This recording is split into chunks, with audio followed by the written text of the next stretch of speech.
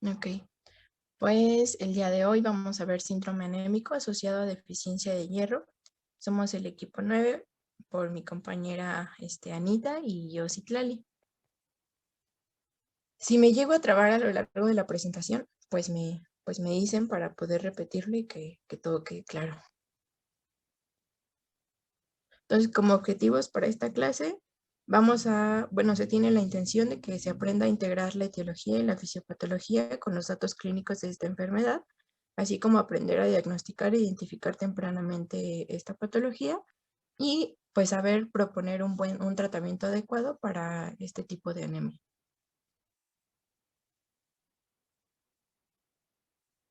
Bueno, como definición tenemos que el síndrome ferropénico va a ser el conjunto de signos y síntomas que van a estar determinados por el descenso de la hemoglobina, dos desviaciones estándar por debajo de lo normal. Esto va a ser de acuerdo para la edad, para el sexo, y esto va a ser a partir de un déficit de hierro. Y tenemos otra definición que también me gustó, que es el conjunto de síntomas y signos que son derivados por descenso de la masa eritrocitaria secundario a un transporte escaso de oxígeno. La que sigue, por favor. Bueno, vamos a hablar un poquito de la epidemiología. De hecho, de todas las anemias que existen en el mundo, la anemia ferropénica es la más frecuente. Se sabe que 1 de cada 8 personas en el mundo tiene algún déficit de hierro o tiene anemia ferropénica. Y pues la prevalencia mundial va a ser del 24,8%. Y en el mundo existen 1.240 millones de personas que tienen anemia y tal vez no lo saben. Y bueno, de hecho, la anemia ferropénica va a ser una de las 5 causas de años vividos. Y bueno, de hecho, la OMS estima que al año es causa de 115,000 muertes maternas.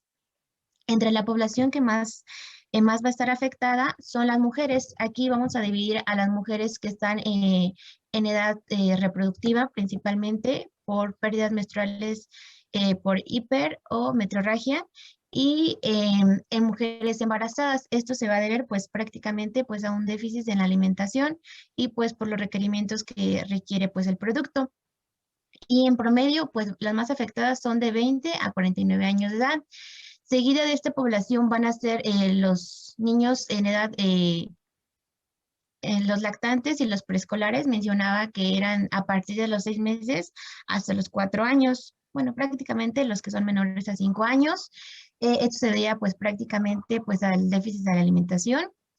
Eh, otro, Otro grupo de la población más afectada van a ser las personas adultas secundarias a pérdidas sanguíneas crónicas. Por ejemplo, las más mencionadas son pérdidas gastrointestinales, como alguna úlcera, como un proceso neoplástico.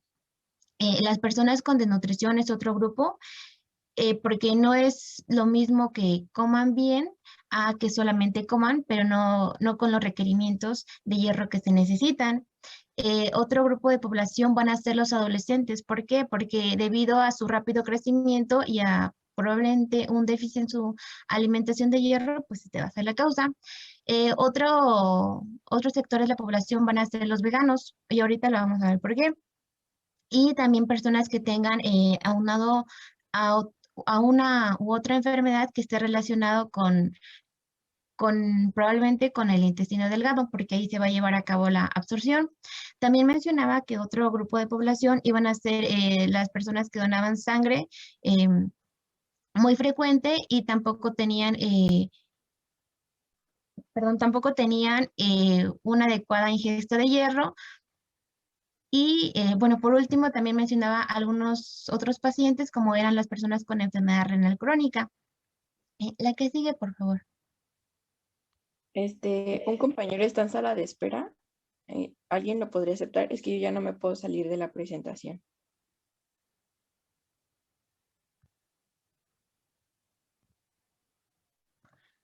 Y bueno, para hablar un poquito más de la anemia ferropénica, la OMS la ha clasificado de acuerdo a los grados. Bueno, se clasifica en grado 1, 2, 3 y 4, y esto va a ser dada por la cantidad de hemoglobina que tenga una persona, y a su vez la va a clasificar por si es muy leve, es moderada o es muy grave.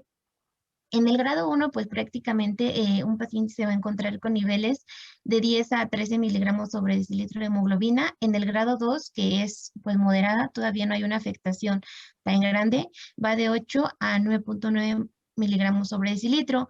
Y ya en los grados 3 y 4, que ya es muy grave porque aquí empieza a haber una gran cantidad de manifestaciones y de sintomatología. En el grado 3 va de 6 a 7.9 miligramos sobre decilitro, y en el grado 4 ya es una anemia muy, muy grave, está menor a 6 miligramos sobre decilitro. Bueno, hay otra clasificación que es de acuerdo a la morfología y el tamaño de los eritrocitos. Esta se va a dividir de acuerdo a la hemoglobina corpuscular media y al volumen corpuscular medio. Bueno, en este caso, la anemia que nosotros vamos a ver, la anemia ferropénica, va a ser una anemia hipocrómica y microcítica, y ahorita vamos a ver por qué. La que sigue, por favor.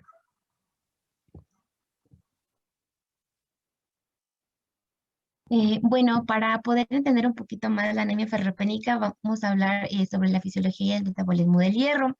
Como sabemos, el hierro va a ser un micronutriente y un mineral que es muy abundante, pero también va a ser un componente esencial para el organismo. Va a tener diferentes funciones, como participar en la síntesis del ADN, participar como cofactor en algunas reacciones, va a participar en la respiración celular, y uno de los más importantes, pues, es que va a participar en el transporte de oxígeno hacia los tejidos. El hierro va a tener dos estados de oxidación por, por medio de sus valencias 3 y 2, y bueno, para fines didácticos, el hierro se va a denominar ferroso cuando se encuentre como Fe2 y férrico cuando se encuentre como Fe3. También el hierro se va a dividir en hierro hemo o orgánico y en hierro no hemo o inorgánico. En el caso del hierro hemo, este se va a encontrar principalmente en carnes, en pescados, en aves, y del 100% que llegue a nuestra alimentación, del 15 al 35% se va a absorber. Y aquí lo bueno de este hierro es de que no hay componentes que alteren su absorción. En el caso contrario, vamos a tener al hierro no hemo o inorgánico, que es el que prácticamente vamos a encontrar en la mayoría de los alimentos, como son en las frutas, en los vegetales, en los cereales, en las legumbres. Y aquí el detalle es de que del 100% que llega a nuestra dieta, solamente se va a absorber muy poquito. Esto va de un porcentaje de 2 hasta el 20%. Y también aquí va a haber muchos factores que lo van a estar inhibiendo o que también van a potencializar su efecto. Bueno, vamos a comenzar con los potencializadores. De hecho, el ácido ascórbico, la vitamina C, es uno de los que mejoran su absorción, ya que al unirse el hierro con el ácido ascórbico facilita la absorción de este a nivel intestinal. Y por el caso contrario, hay muchísimos factores que sí lo van a estar inhibiendo. Y vamos a comenzar con los fitatos. Estos elementos, bueno, van a derivar del ácido fílico, algo así, y se van a encontrar principalmente en las semillas, en los cacahuates, en el amaranto y en el arroz, un ejemplo nada más, porque se encuentran muchísimos más. También los oxalatos, estos los vamos a encontrar en las espinacas, en los chocolates, en los frutos secos, en la cerveza, en los arándanos, las almendras, acelgas y muchísimos más. Los polifenoles, estos se encuentran prácticamente en el té negro, en el café, en la cerveza, en las uvas, en el vino. Y pues estos van a estar inhibiendo la absorción de este. Hay minerales también, que ahorita les voy a explicar por qué, como el calcio y el zinc, que inhiben al hierro. Y hay fármacos que, como los inhibidores de la bomba de protones, y también el hidróxido de magnesio, que disminuyen el pH gástrico del estómago, y pues ahorita les voy a explicar por qué también inhiben su absorción. La que sigue, por favor. Bueno, en un hombre promedio de 70 kilos, mencionaba la bibliografía que tiene de 3 a 4 gramos de hierro. En el caso de la mujer, aquí una mujer promedio de 60 kilos va a tener de 2 a 3 gramos de hierro. Y pues todo el hierro que se encuentra dentro de nuestro organismo va a estar dividido en diferentes compartimentos. Principalmente del 65 al 70% del hierro va a estar en la hemoglobina. El 25 al 30% se va a encontrar en los depósitos, pues esos depósitos, como sabemos, va a estar en el hígado, en los macrófagos, en la médula ósea y en el vaso. Y bueno, aquí mencionaba que en los hombres era aproximadamente de 1 gramo y en las mujeres de medio gramo.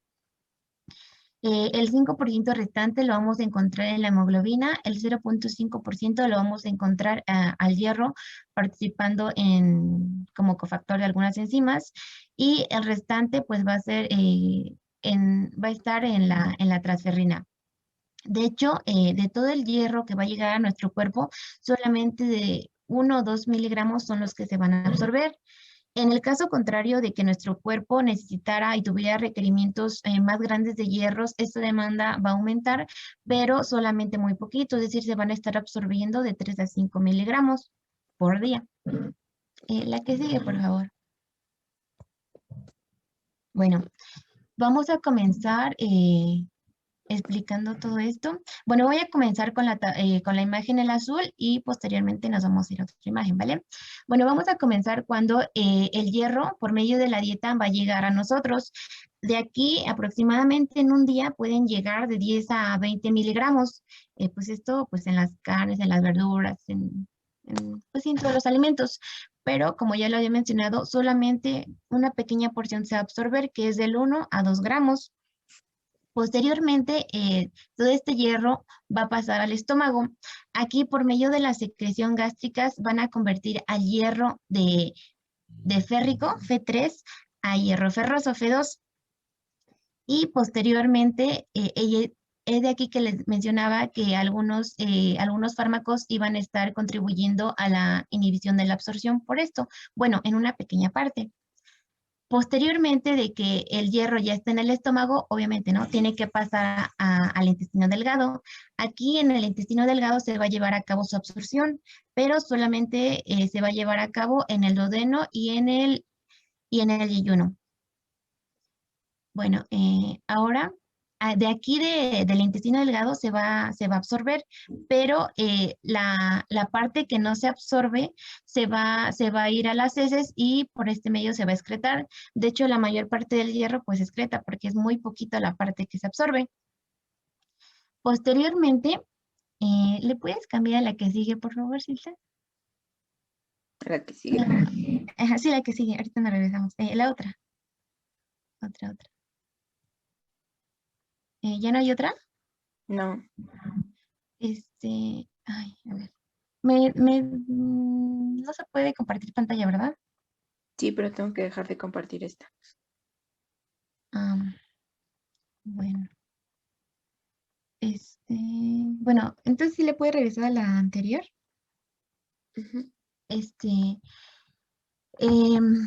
Al rato le vamos a pasar la presentación y allí viene un esquemita más actualizado. Este fue uno de los que me gustó porque viene muy explicado, pero hay otro que está mejor explicado. Bueno, vamos a comenzar. ¿Se acuerdan que yo les dije que el hierro que llegaba a nuestra dieta se iba a encontrar como hierro hemo y como hierro no hemo? Bueno,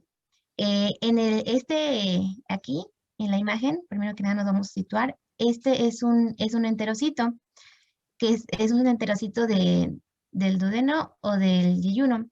Y aquí vamos a tener el borde en cepillo. Aquí en el borde del cepillo se va a llevar a cabo toda la absorción. Bueno, vamos a comenzar con el hierro hemo. Este hierro hemo va a entrar a nuestro enterocito por una proteína transportadora de hemo que se llama PCP. Ya al interior de la célula va a haber otra enzima que se va a llamar hemoxigenasa y va a degradar la parte hemo y el hierro va a ser liberado. No se ve en la imagen, pero el hierro va a quedar dentro de la célula como hierro ferroso, como F2. Bueno, de la otra parte que les había mencionado, que el hierro no hemo, este es el que vamos a ver aquí en la imagen. Cuando el ácido del estómago no logra convertir del hierro férrico de F3 a F2, solamente una parte lo convierte, pues hay una proteína que está en la membrana. en la membrana del enterocito. Esta proteína se llama citocromo duodenal B o ferroreductasa y va a pasar del hierro de un estado ferroso, perdón, un estado férrico de Fe3 a Fe2. Posteriormente, cuando el hierro ya se encuentra en estado ferroso, en Fe2, va a haber otra proteína que es un transportador. Este transportador se llama transportador metálico divalente, que se abrevia de MT1, que aparece como en un rectangulito. Y esta proteína va a transportar de afuera hacia adentro de la célula a nuestro hierro en estado ferroso. Posteriormente, ya dentro de la célula va a haber otra proteína que se llama ferritina intracelular, que es la que aparece como un moradito. Esta ferritina intracelular va a tener dos funciones. Una de esas funciones va a ser el almacenamiento del hierro o va a transportar el hierro hacia la membrana vasolateral para entregársela a otra proteína, que esta proteína se va a llamar ferroportina. Esta ferroportina está como en un rectangulito azul. Y esa proteína ferroportina va a ser una proteína, como digamos que su función va a ser la ama de llaves, porque esta va a dejar salir o va a dejar el hierro adentro. Entonces, cuando pues lo normal, ¿no? Para tener hierro, pues tiene que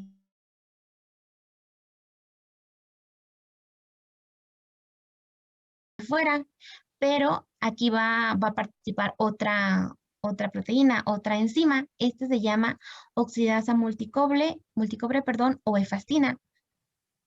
Esta que digamos que está como en color amarillito con moradito.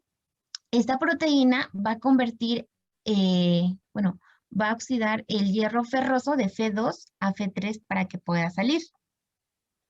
Y si todo esto ocurre normalmente, pues el hierro va a salir y va a salir al capilar sanguíneo como hierro férrico, perdón, como Fe3. Y aquí lo va a capturar otra proteína que se llama, bueno, otra proteína que se llama transferrina.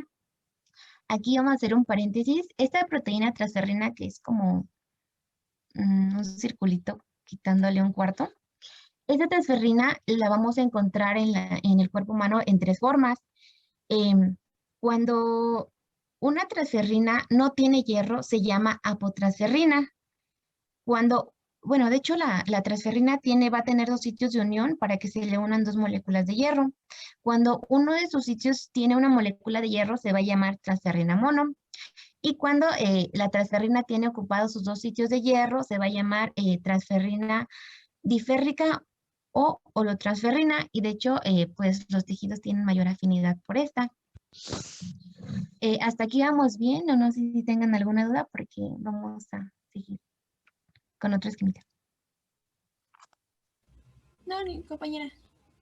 Bueno, si todo esto está bien, pues la transferrina va a llevar el hierro a los diferentes tejidos, pero cuando el cuerpo detecta que ya tiene niveles suficientes de hierro y ya no quiere que ya entre más hierro a la circulación, pues entonces aquí el hígado va a participar porque el hepatocito va a sintetizar una molécula.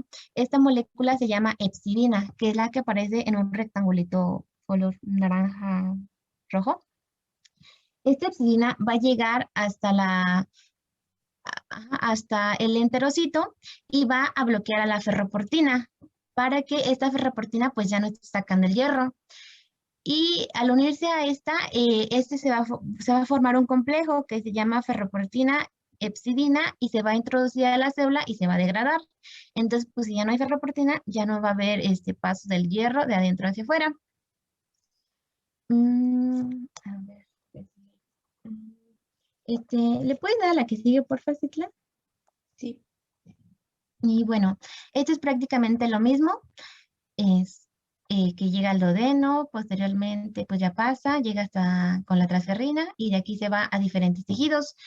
En el caso del hepatocito, cuando llega la transferrina, esta va a almacenar al hierro y pues aquí el hepatocito, como ya lo había mencionado, va a participar en esta regulación porque va a sintetizar a la hepcidina por diferentes factores, ¿no? Pero al final su producto va a ser este. Posteriormente, la transferrina va a llevar el hierro a diferentes tejidos que pues en este caso el que nos interesa pues va a ser los precursores de los eritrocitos.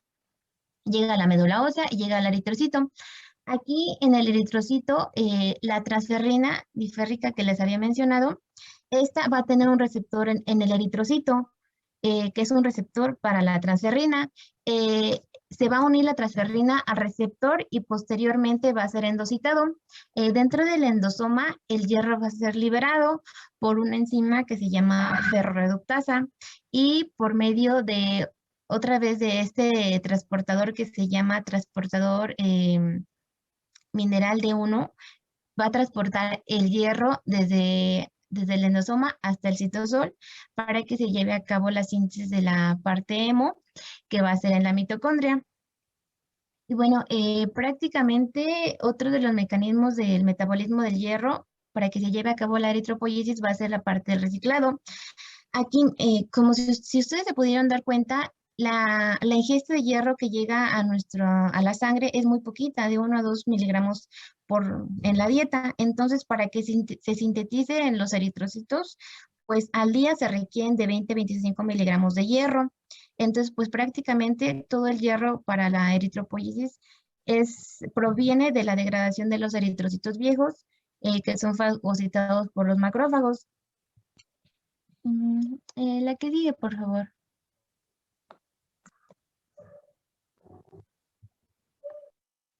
Bueno, entonces, aquí Anita ya les empezó a hablar pues de algunas cosas que van a estar causando esta enfermedad y pues esto es importante porque a la hora del tratamiento es importante identificar qué es lo que está causando esta anemia o este déficit de hierro para poder arreglar este problema y ahora sí que realmente se corrija como tal el déficit de hierro. Entonces, va a haber tres causas principales bueno, tres causas principales que van a englobar pues las principales razones por las que va a haber una deficiencia de hierro. Y esto va a ser, por ejemplo, el aumento de la demanda. Y esto es muy sencillo, o sea, si yo tengo 50, pero me están pidiendo 100, pues obviamente me están faltando otros 50 para poder cumplir con lo que me están pidiendo.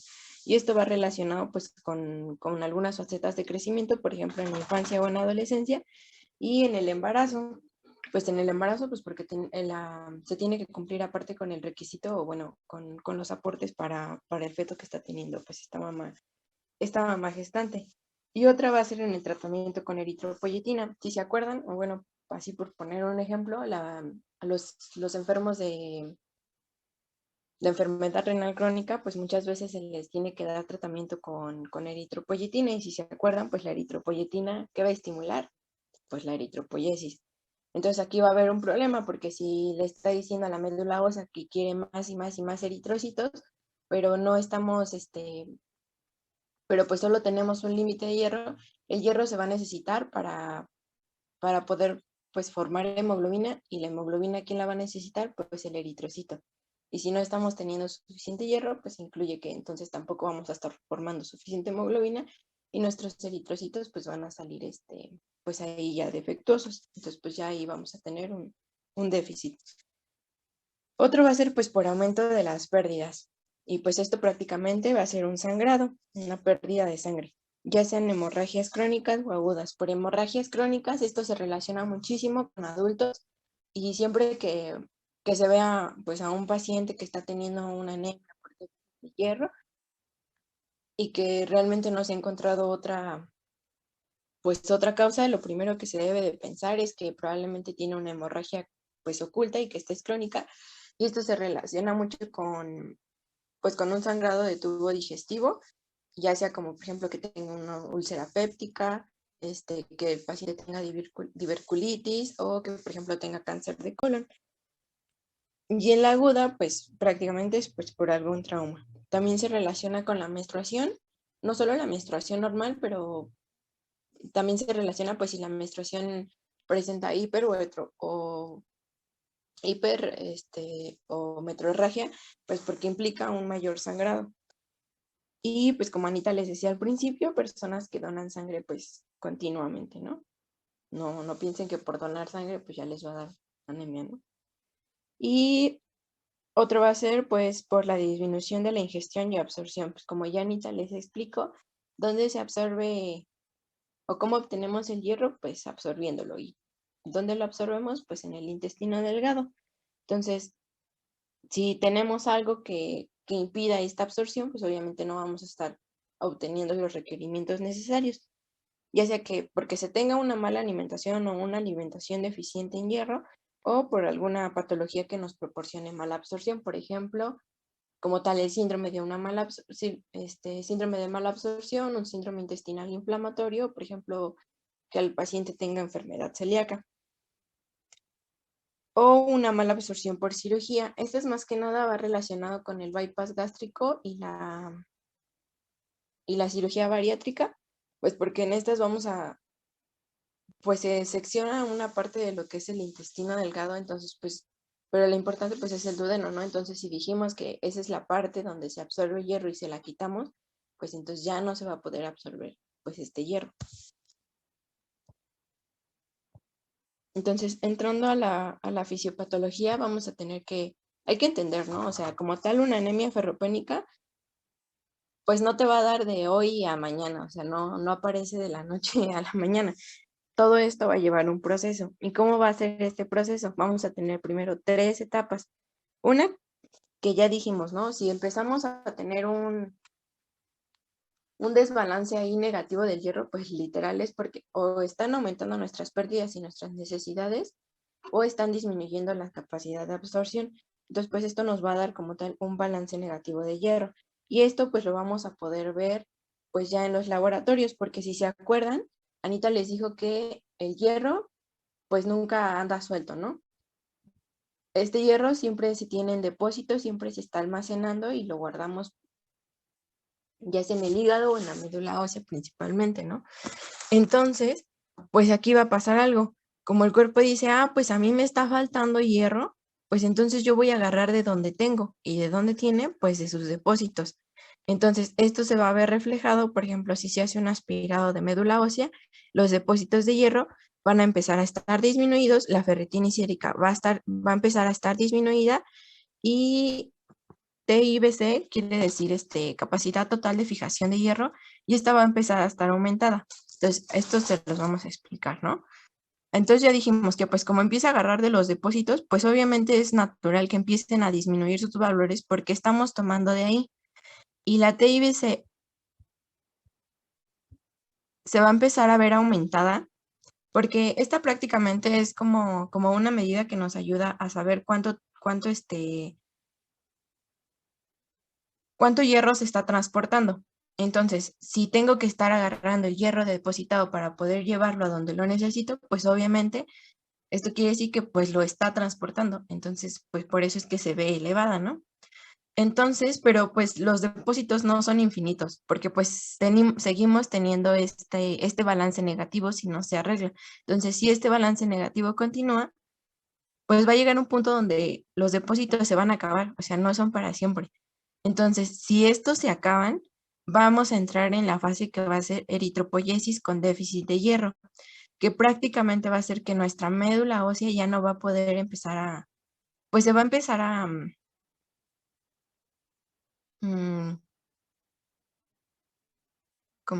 es que no me acuerdo de la palabra, pero, o sea, ya no se empieza a degradar la hemoglobina, entonces, pues todo va a empezar a disminuir, ¿no?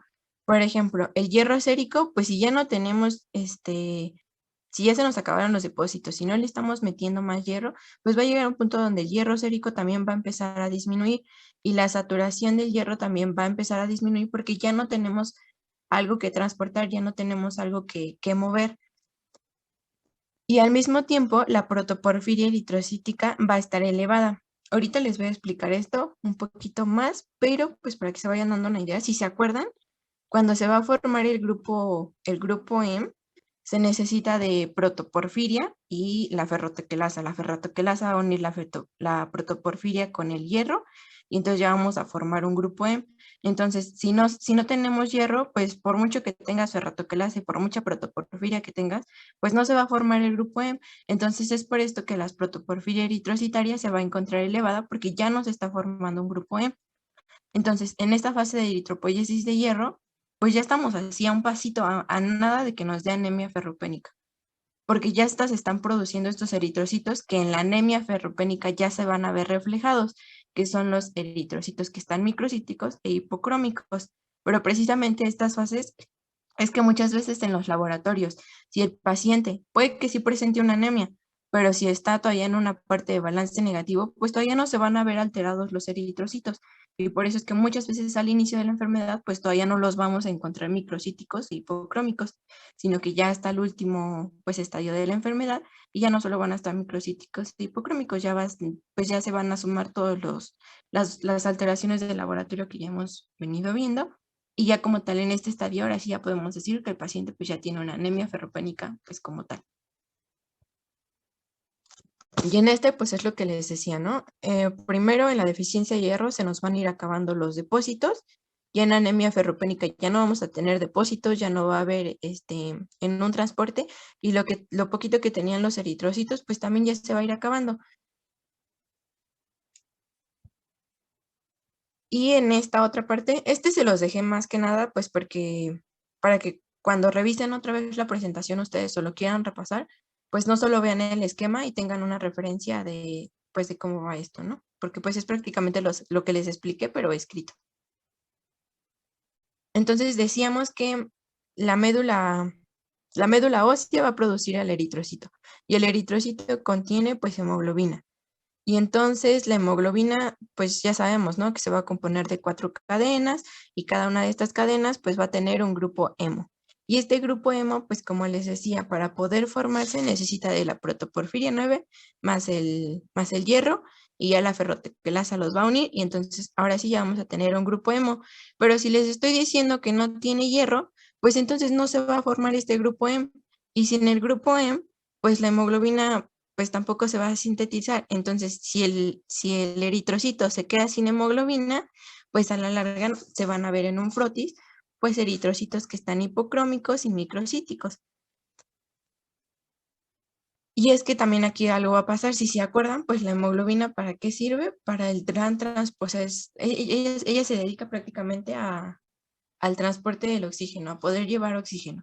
Entonces, si no tenemos hemoglobina, pues por lo tanto no vamos a tener oxígeno en estos tejidos. Y esta deficiencia de oxígeno, pues le va a estimular en parte a los riñones y le va a decir, ¿sabes qué? No tengo oxígeno, necesito más eritrocitos. Como que el cuerpo piensa que si manda más eritrocitos, entonces ahora sí va a poder cumplir con la demanda de oxígeno que se requiere. Pero aquí hay un problema, el eritrocito, el riñón, perdón, por más eritropoyetina que le mande a la médula ósea para poder estimularla, pues la médula ósea aún así va a seguir sin poder producir los eritrocitos como se debe, pues porque le falta el hierro. Entonces, es precisamente por eso que esta anemia muchas veces se le conoce como una anemia hipoproliferativa o central, pues porque por más que se le estimule a la médula, pues le sigue faltando lo necesario para poder formar estos eritrocitos. Y pues a la larga, entonces si la siguen estimulando y estimulando, pues entonces va a pasar de ser hipoproliferativa a ya tener una hiperplasia eritroide, pero pues esto ya es en estadios más avanzados y esto se va a representar pues poiquilocitosis, que prácticamente es que los eritrocitos empiezan a salir dañados en cuestión de la forma, o con anisocitosis, que los eritrocitos van a estar variados en su tamaño, generalmente pues más chiquitos.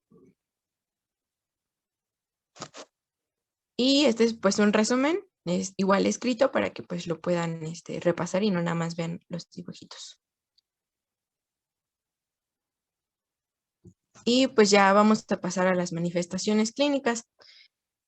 Las manifestaciones clínicas, así generalmente, pues van a ser bastante inespecíficas y la mayoría de estas se van a deber precisamente a esta deficiencia de oxígeno que van a tener pues los tejidos. Entonces, ¿cómo se va a presentar? Generalmente pues con una disnea, con una debilidad, presentan mareos, palidez de tegumentos y pues en algunos casos piel seca o fragilidad de las uñas. Pero pues aquí lo vamos a dividir en dos grandes grupos, ¿no? Como en edad pediátrica y ya en adultos.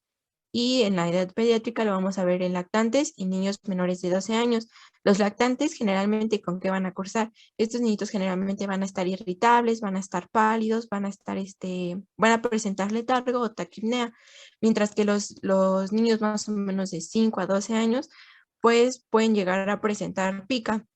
Si se acuerdan, pica pues es prácticamente pues que se comen cosas que no son comida. Realmente se asocia a que comen tierra o a que comen hielo y llegan a presentar lo que es un retraso en el crecimiento y un bajo rendimiento escolar. O bien, esto generalmente pues ya se va a ver en estadios más avanzados, pero por ejemplo, si el niño solo está en la etapa de un déficit de hierro, pues como en la primera etapa, pues generalmente se va a mostrar asintomático. Y ya en los adultos, pues se podría decir que ya es un poco más florido. Y aquí los principales, pues van a ser el insomnio, la fatiga, y presentan mucho lo que se dice es intolerancia al ejercicio, o que pues presentan disnea al ejercicio, pues porque requiere un mayor esfuerzo. También se presentan con fatiga, con cefalea, mucho cansancio, y también pueden llegar a presentar lo que es aumento en la sensibilidad del frío, un poco de la habilidad emocional, disminuye su capacidad de concentración y de memoria, al igual que en los niños, y pueden llegar a presentar también lo que es parestesias.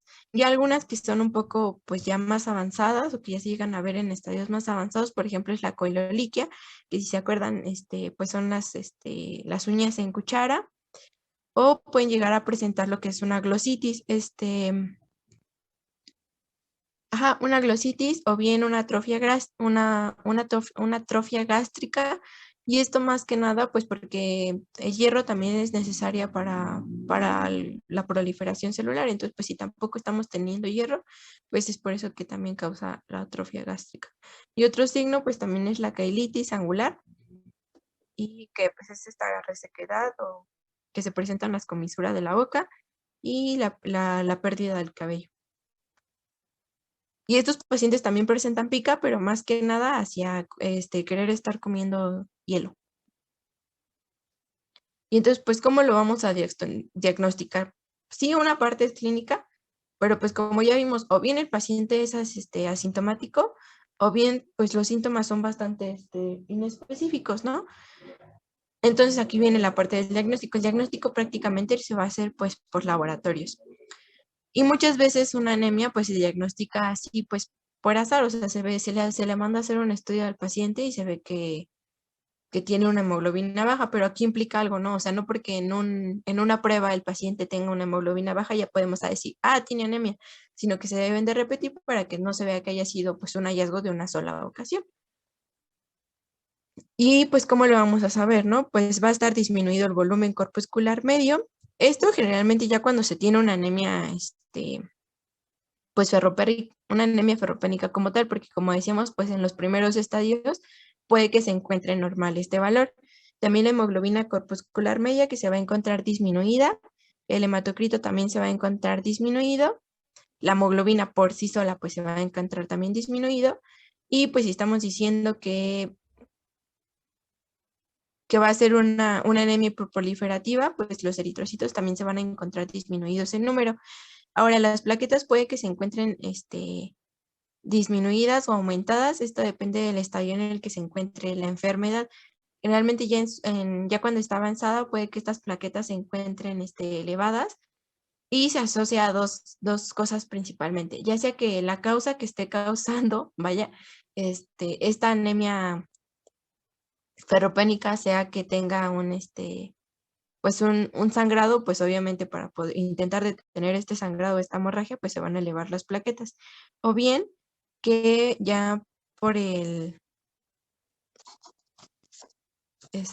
o bien que ya sea por ¿cómo se llama? Ya por la hiperplasia, que va a presentar la médula ósea, pues las empiece a producir de manera pues más aumentada. Y pues entonces repetimos que cómo es que los vamos a encontrar. Lo normal sería encontrar así el eritrocito, ¿no? Normocrómico, normocítico, pero pues en la anemia lo vamos a encontrar ya en estadios como tal de una anemia ferropénica, en microcítico e hipocrómico. Y pues siempre decimos, ¿no? Disminuido, aumentado, pero disminuido ¿cuánto? Aumentado ¿cuánto? Entonces yo aquí les dejé las tablitas que manejan la CPC como valores normales tanto para hemoglobina y hematocrito en diferentes edades. Unas son para los recién nacidos, para la adolescencia y para la infancia. Para que pues los puedan checar y tengan conocimiento de esto, pues porque es importante. Si no, ¿cómo podríamos decir que está aumentado o disminuido? Otra parte del diagnóstico es que se va a hacer por frotis de sangre.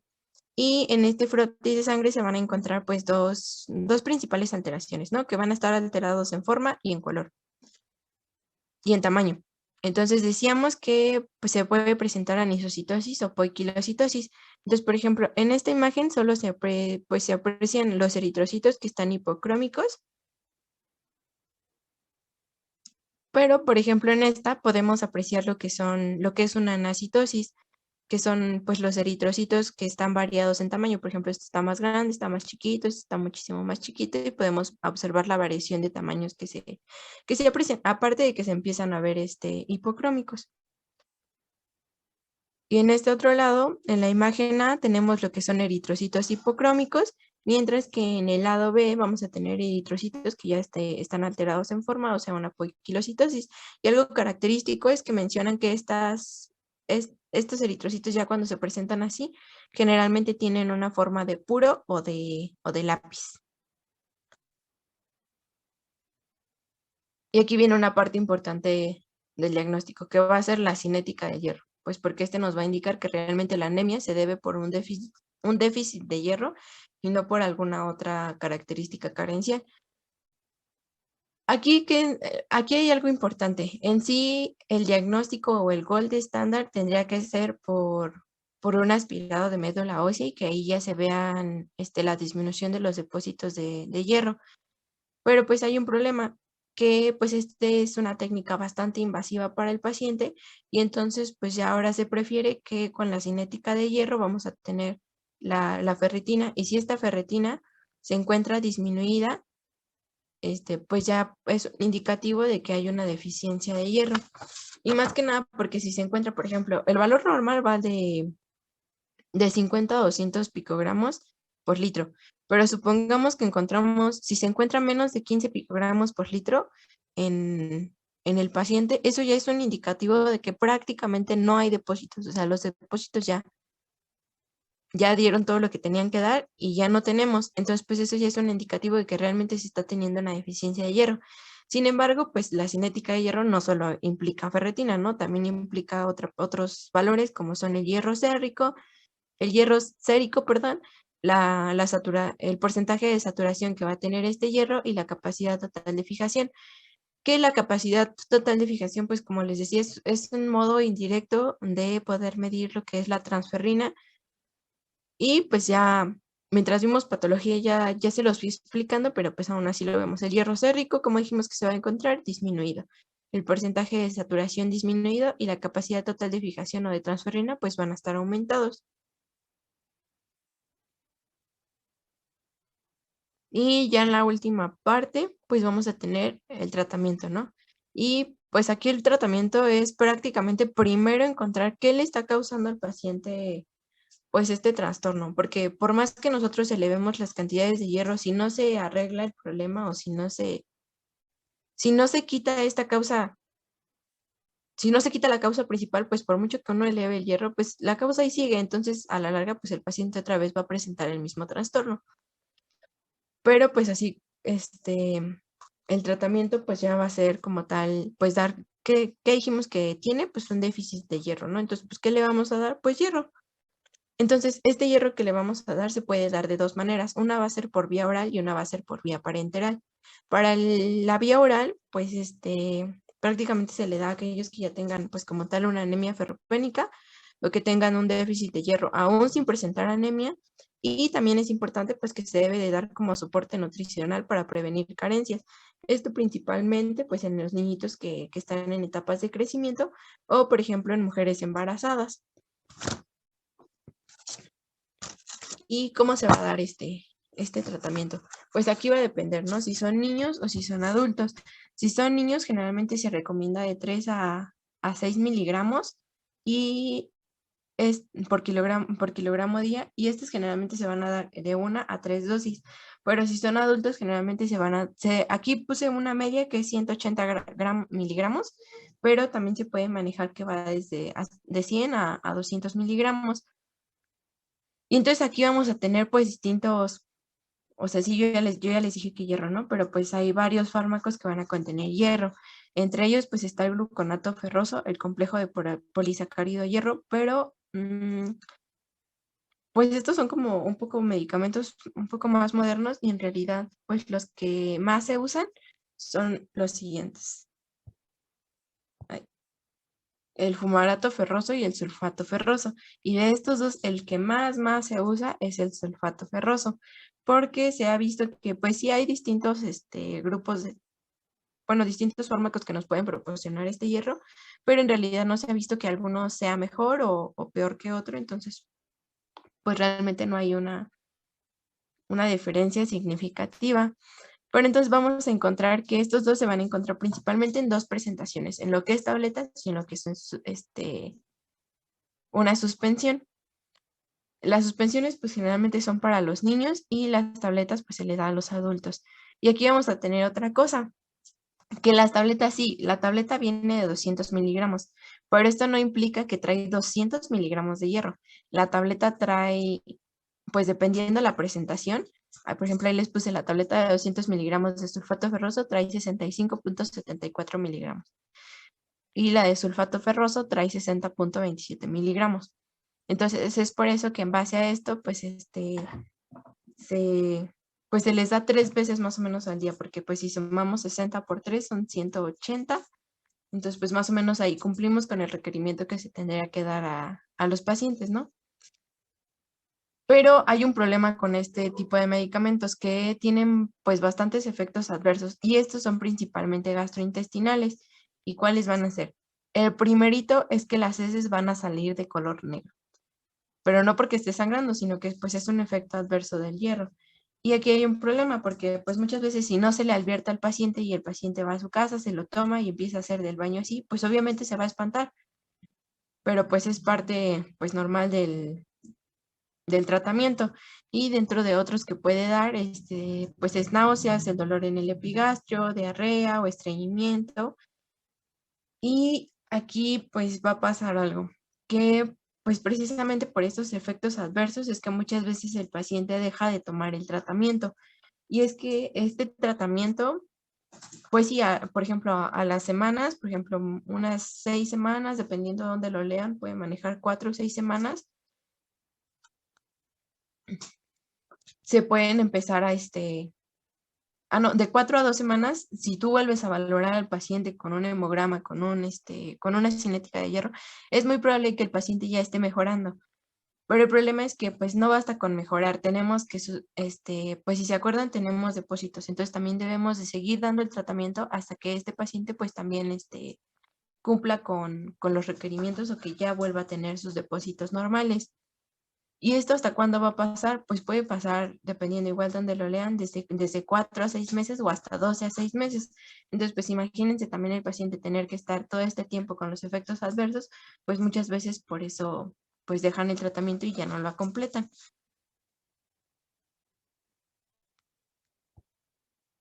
Y la otra parte que les decía, que va a ser el hierro por vía parenteral.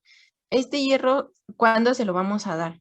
Pues cuando un paciente presente, por ejemplo, una mala absorción nutricional, pero pues que la enfermedad ya esté demostrada, o sea, que ya se demuestre que el paciente realmente tiene un déficit de mala absorción, o bien que tenga una intolerancia en la vía oral, que la pérdida esté superando la reposición, y pues queramos reponer pronto la pérdida del hierro para no tener que llegar a una transfusión, o bien que se tenga una enfermedad inflamatoria intestinal, pues porque de nada va a servir que le estemos dando mucho hierro por vía oral si lo que está mal es la absorción. Entonces pues va a seguir sin absorber nada.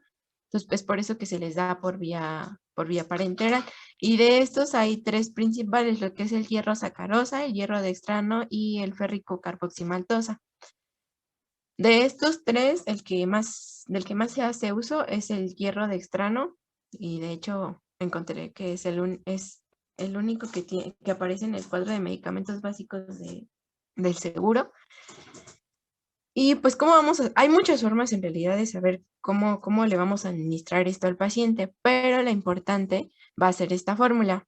Esta fórmula es la fórmula de Ganzoni y es para establecer el déficit de hierro. Entonces, si sabemos cuál es su déficit de hierro del paciente, pues entonces vamos a saber cuánto le tenemos que dar. Entonces, ¿esta fórmula de qué se va a componer? Vamos a multiplicar el peso por la hemoglobina ideal. Esta hemoglobina ideal o objetivo generalmente se toma como media 15 gramos sobre decilitros. Pero si es un paciente que, por ejemplo, tiene enfermedad renal o es un paciente con cáncer, pues se puede disminuir un poco esta hemoglobina ideal. Se puede tomar como referencia de 12 a 13. O, por ejemplo, si es un paciente que tiene un peso menor a 35 kilogramos, igual el ideal pues no va a ser 15, sino más o menos 13 gramos sobre decilitro. Pero pues la mayoría de las personas van a utilizar el 15, ¿no? Más la hemoglobina real, esto es decir, pues cuánto tiene el paciente. Y lo vamos a multiplicar por 2.4, que 2.4 pues es la N, es la constante en esta fórmula. Y por si se preguntan pues de dónde sale, se multiplica el contenido de hierro de hemoglobina por el volumen de sangre, por la conversión de 1 gramo sobre decilitro a 10.000 miligramos sobre litro. Y pues ya lo que sale de esta multiplicación es 2.4 y eso es lo que se toma como pues la media. Ese valor nunca va a cambiar. Y lo que nos sale de esto se va a sumar más 500. Estos 500 que van a representar pues los depósitos de hierro. Este 500 puede que vaya desde 500 hasta 1000. Entonces, pues ya se valora si se ponen 500 o en algunos casos 1000 o 800.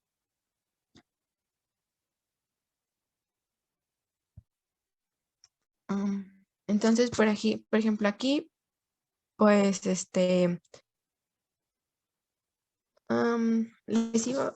voy a poner un ejemplo y pues todos por ahí agárrense una calculadora o algo para que lo puedan ir haciendo y pues les quede un poco más claro.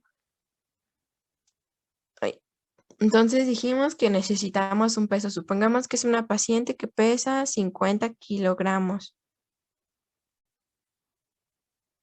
Que de hemoglobina ideal queremos que sea 15, porque no es una paciente con neoplasia, no es una paciente con enfermedad renal.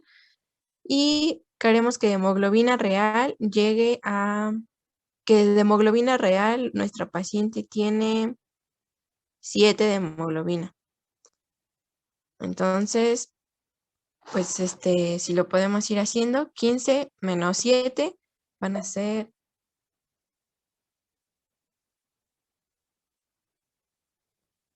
8, ¿sí, no?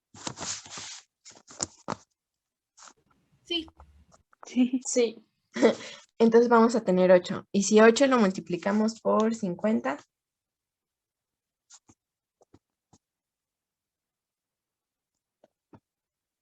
$400. entonces ahora estos 400 los multiplicamos por el 2.4, que es nuestra constante. 960. Y si a esto le sumamos que, supongamos que deposito a esta paciente le queremos poner 500, entonces ¿cuánto vamos a tener? 1460. 1470, entonces si lo redondeamos, pues más o menos tendríamos como 1500. ¿Y por qué es importante esto? Porque pues las presentaciones generalmente de todos estos hierros vienen en lo que son las ampolletitas, y cada ampolletita generalmente trae 100 miligramos de hierro, pero este hierro pues no se le puede pasar a la paciente pues así solo, se tiene que diluir. Entonces, ¿cómo lo vamos a diluir? Generalmente por cada 100 miligramos, por ejemplo, de hierro dextrano, en este caso, se tendrá que diluir en otros 100 miligramos de solución salina al 0.9% o en glucosada al 5%. Y pues ahora, ok, ya tenemos cuánto le voy a dar, con cuánto lo voy a diluir, pero en cuánto tiempo se lo voy a pasar. Por cada 100 miligramos se recomienda que se pase en 1 hora, o sea, 100 miligramos en 1 hora. Entonces, si le voy a pasar, por ejemplo, este paciente decía que más o menos 1500 va a requerir como para 1000 va a requerir 10 ampolletitas, más otras 5 ampolletitas va a requerir 15 ampolletitas. Entonces, por cada una de estas cada una de estas que trae 100 se van a diluir en 100 miligramos de solución salina y cada una se va a pasar en 1 hora. Y generalmente las dosis se van a dividir, pues ya sea que se administre una sola vez al día o 2 veces al día. Y pues aquí viene una parte importante, porque este tipo, por ejemplo, el hierro dextrón, más que nada, si se administra, tiene una probabilidad de que se presente pues anafilaxia ante el medicamento y entonces el paciente va a presentar el efecto adverso, ¿no? Entonces, por ejemplo, se recomienda que primero, si se le va a administrar, pues para empezar, se administra en hospital. Esa es una. La otra es que cuando se le vaya a administrar, primero se mete 25 miligramos para ver que la paciente no vaya a tener alguna reacción pues anafiláctica, y en caso de que no se presente, ahora sí ya se puede dejar pues ya en infusión continua. Y aquí va a tener pues otros efectos adversos que pueden llegar a presentar, es que pues van a presentar atrialgias, febrícula, mialgias, pero estas pues generalmente no van a aparecer pues luego que se le aplica el medicamento. Pueden llegar a aparecer hasta las 24 horas después de que se le aplicó el medicamento. Entonces pues siempre se debe estar al pendiente, más que nada de que el paciente no vaya a presentar algún choque anafiláctico. Y ya por último vamos a tener la transfusión de eritrocitos. La transfusión de eritrocitos ahora sí que es tu último escalón y tu última opción que deberías usar para poder restablecer un nivel de hierro. Entonces generalmente solo se va a dar a las personas que ya tienen una anemia pues crónica, o que ya presenta muchos síntomas, que ya está muy florida, o bien que está presentando una pérdida de sangre que es muy continua y es excesiva, y que pues necesitas hacer una reposición de esta sangre que se está perdiendo. O bien aquel paciente que tiene una anemia ya ferropénica, pero que se necesita por alguna razón meter a cirugía, pues para poder aumentar todos estos niveles de hierro de manera rápida, pues se le puede hacer una transfusión. Pero esto es prácticamente pues eritrocitos, porque el eritrocito, si se acuerdan, pues trae hierro, entonces pues ya ayudaría a incrementar el nivel de hierro que se tiene. Y pues eso sería todo. Ahora sí, ¿alguna duda, algún comentario, algo que quieran agregar?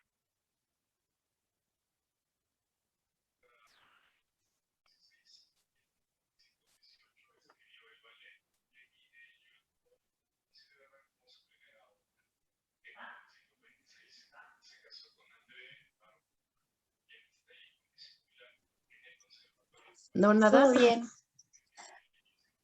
Bueno, ¿usted, doctor, algo que quiera agregar? No sé, tus compañeros si tienen alguna duda o demás.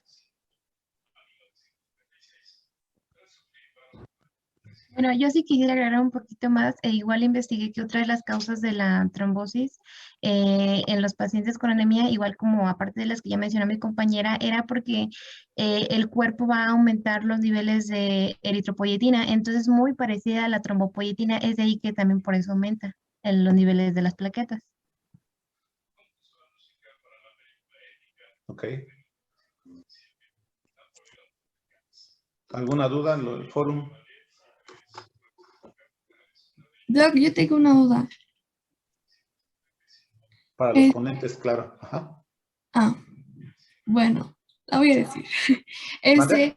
Si la paciente igual presenta ya con anterioridad gastritis y se le da el tratamiento para anemia ferropénica, igual presenta síntomas gastrointestinales, ¿qué sería lo mejor? O sea, darle igual, como dijeron que los inhibidores de la bomba de protones va a disminuir el hierro, ¿no? Entonces, ¿qué se haría en ese entonces? Pues sí se le puede dar terapia oral, pero se recomienda que el inhibidor de la bomba de protones, por ejemplo, no sé, me lo tomo a las 9 de la mañana, a las 10 de la mañana, y hasta 4 horas, 5 horas después me tome lo que me toca de hierro, para que el inhibidor pues no afecte esta absorción de hierro. Y pues ya en caso de que pues sí continúe una mala absorción, pues entonces ya se pensaría en utilizar pues la vía parenteral, pero pues lo ideal es primero iniciar con una vía oral. Ok, muchas gracias. Antiácidos y inhibidor de la bomba de protones siempre debe tener más o menos unas 4 horas de intervalo para el consumo de hierro, ¿vale? Ok. ¿Otra duda?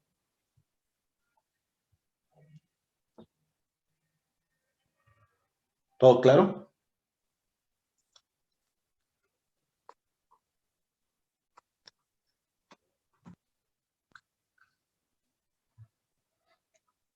¿Sí?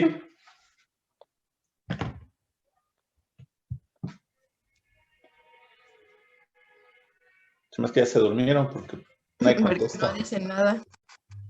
Sí, Yo, doctor, todo bien. yo sí tengo una duda, Ana, ¿verdad? Mencionaste mucho la protoporfiria. ¿Qué es la protoporfiria? Ah, no, yo fui la que la mencionó. ¿Mande? ¿O quién Yo fui fue? la que la mencionó, la protoporfiria eritrocitaria. ¿Qué es la protoporfiria?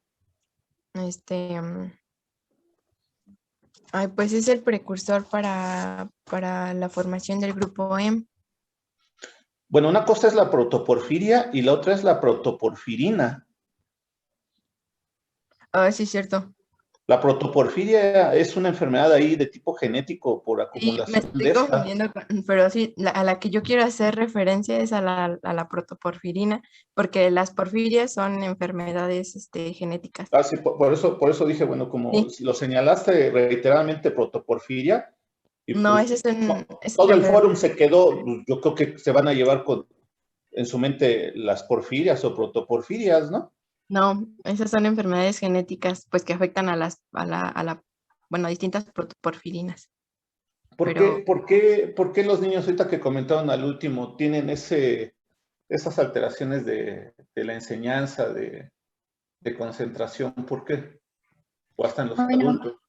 mencionaba que en el caso de los niños era porque al haber una disminución de los niveles de oxígeno, pues esto iba a repercutir a nivel neuronal. Si no hay oxígeno, pues aparte, ¿no? De que las neuronas no van a trabajar como debieran, pues el cerebro tampoco, y no nada más sería eso, ¿no? Sino sería en todo el organismo, por la ausencia o deficiencia de oxígeno.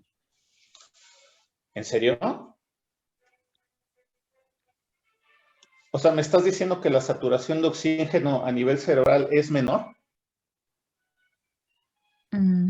Pues yo pienso que sí, pero a lo Ah, mejor no, pues estoy yo también incorrecta. pienso muchas cosas, Ana. ¿Sí eres Ana, verdad? Sí. No, pues yo también pienso muchas cosas, pero aquí lo que me interesa es por qué el déficit que tienen estos niños en cuanto a la educación, en cuanto a la enseñanza y a veces en los adultos en cuanto a la concentración. Me estás dando a entender entonces que si tienen una anemia muy severa, tienen una saturación de oxígeno menor a nivel Mm, cerebral. mm, Bueno, lo voy a buscar, doctor, porque la verdad, no lo sé. Sí, nos querías aventar un choro muy malo, ¿eh? Bueno, es que yo deducí eso, pero a lo mejor ya estoy en lo incorrecto. Sí, el problema de deducir es que nos llevamos a lo mejor, pues, algo erróneo, ¿no? Sí.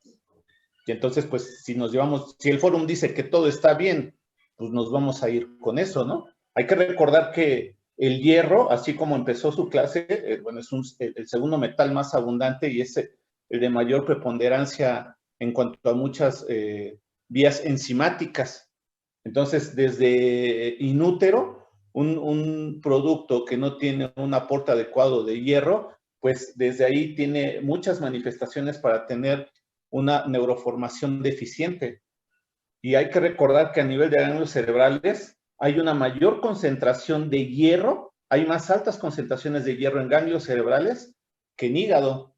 Por eso es que una deficiencia de hierro se ve a nivel de ganglios basales como un déficit y por eso se está enlentecido todos estos sistemas de captación y enseñanza, ¿no? No tanto por la oxigenación. Tú puedes tener un paciente que le pegaron un balazo, tiene hemoglobina de 5 y está saturando al 92%, 93%, y no tiene nada que ver con la saturación. Esto tiene que ver más que nada con los sistemas integrales a nivel de ganglios cerebrales, este hierro, ¿no?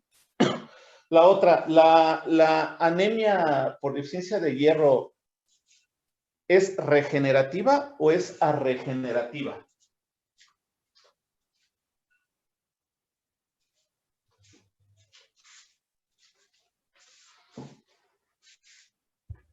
Pues no será regenerativa.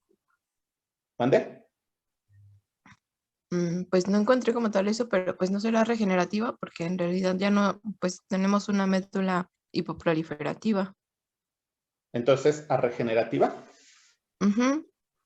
¿Qué dice el fórum? Pues dentro de la clasificación está junto, pues es una anemia carencial y está en la clasificación de las regenerativas. ¿Qué dice el fórum? Yo, Rubén, creo que es solamente regenerativa. Tú dices que es Porque, regenerativa. sí, porque bueno, lo que caracteriza a las regenerativas es que las células se encuentran, dijéramos bien, no hay problemas en la formación. El problema se encuentra ahora sí que en una carencia. Entonces, por eso si le das el hierro lo que necesita, pues puede seguir con su proceso normal fisiológico en la creación del eritrocito normal. Las regenerativas es cuando hay un problema ya más hemolítico. Es lo que yo había estudiado. Ok, ¿alguien más? Ya llevamos uno regenerativo y otro arregenerativo. La de la discordia, así como estación de radio. ¿Por cuál votas? Yo Para el tengo otra desempate. opinión. ¿Mande? Tengo entendido que las regenerativas hay aumento de ¿no? ¿Mande? Entonces, que tengo entendido que la regenerativa, pues es un mecanismo compensatorio de la médula para hacer más eritrocitos, ¿no? Ajá. Entonces, si nosotros ¿cómo evaluamos eso? Pues la formación de reticulocitos, ¿no? O sea, son eritrocitos que de plano no pudieron madurarse y están ahí presentes en la circulación. Y se supone que hay otras anemias microcíticas, como son la talasemia, como son bueno, las talasemias, las alfa, la beta, e inclusive la sideroblástica, ¿no? Yo creo que eso es un diagnóstico diferencial, ¿no? Exactamente, Luis, esos son los diferenciales. Eso es lo que engloba el protocolo de entrarle a una anemia, ¿no? Una anemia, tú tienes que evaluar los índices de Winthrop. Entonces, si desde un momento no sabes qué son los índices de Winthrop, pues estamos pelas, ¿no? Primero tienes que ver qué volumen tiene, esto es el tamaño, después la hemoglobina corpuscular y después el ancho de distribución y al último, el índice de reticulocitos, que es primordial. Si alguien no sabe de índices de Winthrop, pues estamos pelas, ¿no? Entonces, a ver, ahora sí, entonces, ya que diste todo este parámetro, hasta hablaste de las diferenciales, porque dentro de las diferenciales, pues son muy pocas, ¿no? Y ya te vas a englobar en una situación geográfica, en una situación hereditaria, y decir, bueno, pues, tiene una talasemia, o tiene una sideroblástica, etcétera, o tiene, como es el 80 al 90% de los casos, una anemia por deficiencia de hierro. Entonces, ¿esta es regenerativa o es regenerativa? Yo digo que es regenerativa porque no hay aumento de reticulocitos. Porque no hay aumento de reticulocitos. Sale. Pues es de las dos. Ah, caray. Justamente, Doc, ahorita encontré una que dice que es hiporregenerativa y ahí la engloban. Es de las dos, exactamente, viene en el hipo porque no vas a tener totalmente una deficiencia totalmente abatida, o sea, que tengas un índice de saturación de transferrina por abajo de 16, o sea, no es que la anemia por deficiencia de hierro me dé el día domingo y voy a visitarte al consultorio el día jueves y me hagas una cinética de hierro y te hagan índice de saturación de transferina está abajo de 16, ya no tiene reservas. No es así. Hay un largo camino, por eso es la anemia peor tratada en México, la peor tratada y es la principal causa de diagnóstico para decir que tiene deficiencia de hierro y es la peor tratada, porque la gran mayoría no la sabe tratar y pues le dan suplementos de hierro a como Dios les dio a entender y pues nunca verifican si lo que le están dando verdaderamente es lo adecuado y tiene una respuesta así de, tómate tu Autrin 600, tu Ferranina Fol, tómatelo con el estómago vacío, trata de que sea con algo cítrico, con jugos, con vitamina C para que tenga una mejor absorción. Entonces, en las etapas iniciales, por esta anemia es de las dos, en las etapas iniciales va a ir disminuyendo esa regeneración y por eso precisamente debes de sacar el índice de reticulocitos para saber si está en esa etapa inicial. Cuando tú ya tienes una etapa regenerativa, quiere decir que ya no hay hierro, ya no hay una saturación de transferrina, ya no hay de dónde agarrar y principalmente esto es lo que vuelve a regenerativo. No va a haber retis, pero en una etapa inicial, ese paciente, si no tiene manifestaciones de mayor gravedad, va a tener una respuesta adecuada a la mejor suplementación vía oral. Eso no lo sabemos dependiendo del por qué tenga anemia, ¿no? Si tú me dices que es un paciente que tiene un cáncer colónico de una situación que se engloba por cuadrantes en donde está perdiendo paulatinamente y ya lo encuentras ahí, pues la primera causa es que tienes que tratar la condición base que está condicionando la deficiencia de hierro. O aquella mujer que apenas se empieza a menstruar o algunas de las que me están escuchando tiene menstruaciones en donde está cambiándose alrededor de 4 a 5 toallas sanitarias y tiene una pérdida en promedio de 50 mililitros al día. Entonces, eso es una pérdida muy alta, ¿no? O sea, tú tienes que entonces condicionar cuál es el motivo por el cual te está llevando esa anemia y verificar esa causa y tratar la situación base, ¿no? Entonces, ustedes deben de buscar cuál es la fórmula del índice de reticulocitos. Y dirás, oye, pues ¿para qué me interesa sacar el índice de reticulocitos? Porque cuando tú das un tratamiento, ahí va la segunda pregunta para las expositoras, ¿cuáles son los criterios de respuesta? Y nos quedan 2 minutos, porque tienen que ir a sus otras rotaciones. En cuanto al tratamiento. ¿Qué criterios de respuesta? Bueno, en una bibliografía leí que posteriormente a un mes mínimo el paciente debió de haber ya aumentado 1 gramo de hemoglobina y mencionaba que también en otras leí que a los 15 días también debería de haber ya un aumento, aunque sea mínimo, de la hemoglobina. Entonces, ¿tú haces una biometría al mes?